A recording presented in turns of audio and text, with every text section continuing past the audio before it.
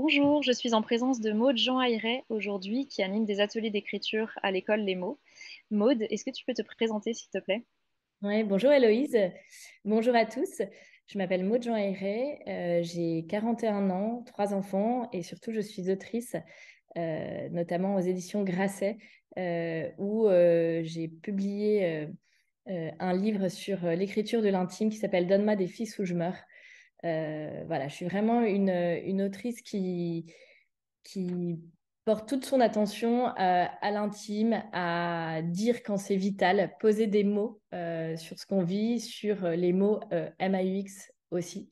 Et du coup, c'est quelque chose que j'aime particulièrement partager en atelier d'écriture.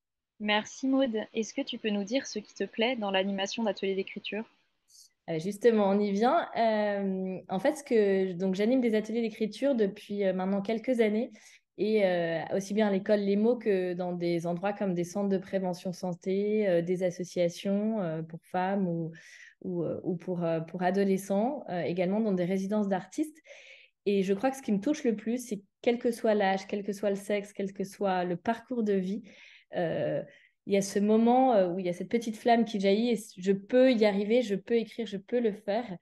Et à chaque fois, j'assiste à des choses assez magnifiques. Alors, je pense qu'en plus, les thèmes de mes ateliers qui sont liés à l'écriture de l'intime ou à des choses qu'on porte en soi le permettent d'autant, mais je trouve ça sublime en fait.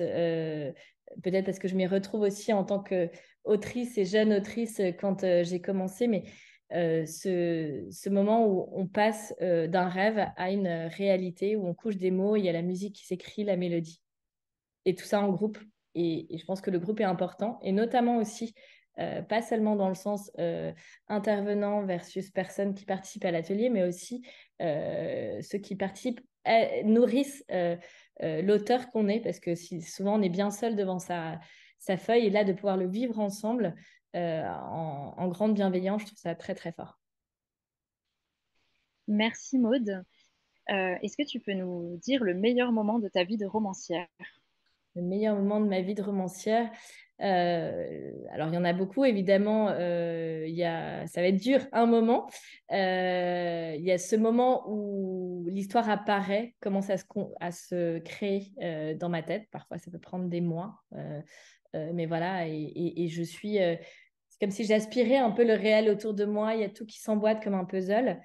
Mais je pense que le moment j'aime encore plus que tout, c'est le moment où le livre est sorti et, euh, et ces échanges qu'on peut avoir avec les lecteurs. Et je trouve que aussi avec les réseaux sociaux, les lecteurs se permettent d'autant plus d'entrer en contact avec les auteurs. Enfin, en tout cas, moi, c'est quelque chose que j'ai jamais fait par rapport à des auteurs que j'admirais. Et là, les réseaux sociaux le permettent aussi. Et du coup, moi, j'ai pu vivre vraiment des échanges très, très forts, très beaux, très sincères avec des lecteurs. Enfin voilà, me dire que mon livre a pu éveiller telle ou telle chose ou a permis de mettre des mots sur une réalité que d'autres aussi pouvaient vivre. Je crois que c'est ça, en fait, ce qui est le plus beau. Quand le livre ne m'appartient plus, mais qui trouve son écho chez d'autres. Maude, tu animes un atelier Écrire un discours. Est-ce que tu peux nous expliquer pourquoi tu as choisi ce thème? Oui. Alors, j'ai la chance d'animer d'autres ateliers au sein de l'école Les Mots, notamment sur le thème de la lettre et de la correspondance. Et étant dans l'accompagnement depuis une quinzaine d'années, ayant travaillé dans tout ce qui est coaching et animant des formations aussi en entreprise sur la rhétorique, il me semblait tout naturel de proposer aussi ce thème-là à l'école Les Mots, sachant que un discours, on peut aussi bien l'utiliser dans la sphère professionnelle que la sphère personnelle. Voilà, on a tous, je pense, un discours à écrire à quelqu'un qui compte dans le cadre voilà, d'un événement heureux ou alors pour une étape clé dans sa vie professionnelle. Donc, j'aimais beaucoup cette idée. Et comme pour l'atelier lettres, en fait, ce que j'aime, c'est vraiment qu'il y a un rendu final dès la fin de l'atelier. C'est-à-dire que c'est pas seulement des pistes, c'est que vous repartirez avec le discours dont vous rêvez, que vous avez peut-être à faire. Voilà, il sera terminé, fini, on en aura discuté, vous l'aurez aussi travaillé un peu à l'oral. Et c'est pareil pour l'atelier lettres, en fait. Les gens repartent avec leurs lettres écrites et ça compte vraiment pour moi voilà, on clôture l'atelier par, entre guillemets, un produit fini. Merci Maud. Est-ce que tu peux nous expliquer concrètement comment va se dérouler cet atelier? Oui, alors en fait, on a fait le parti pris de faire un atelier très court qui dure, qui s'étend sur 4 séances, mais en 2 semaines. C'est-à-dire que je vois 2 fois par semaine, euh, 8 heures en tout. Et l'objectif, c'est vraiment, comme je le disais, que le discours soit finalisé. Parce que je pense que, voilà, on s'inscrit aussi à un tel atelier quand on a un besoin concret, précis. Je pense aussi à des gens qui vont peut-être écrire pour un discours de mariage ou de Pacs d'un proche. Voilà, il ne faut pas que ça s'étende trop dans le temps. Euh, et, euh, et du coup, j'ai vraiment choisi d'avoir un aspect un peu théorique. On verra comme Cicéron est un homme moderne et comme tous ses conseils sont encore vraiment d'actualité. On travaillera aussi sur Gisèle Halimi, sur plein d'exemples concrets pour avoir une idée bien précise de ce que c'est qu'un discours, comment on le structure. Ensuite, à chaque fois, comme on se voit à intervalles réguliers sur peu de semaines, vous repartirez avec des petits exercices chez vous et on travaillera donc les différentes parties de votre discours. Et à chaque fois, ce qui compte pour moi, c'est un discours, c'est autant de l'écriture que de l'oralité.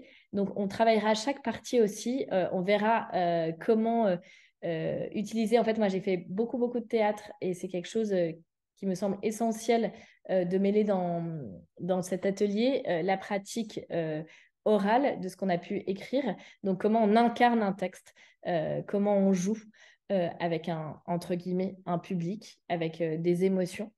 Donc, pour arriver à la dernière séance où là, chacun devra aussi partager son discours et vraiment l'incarner.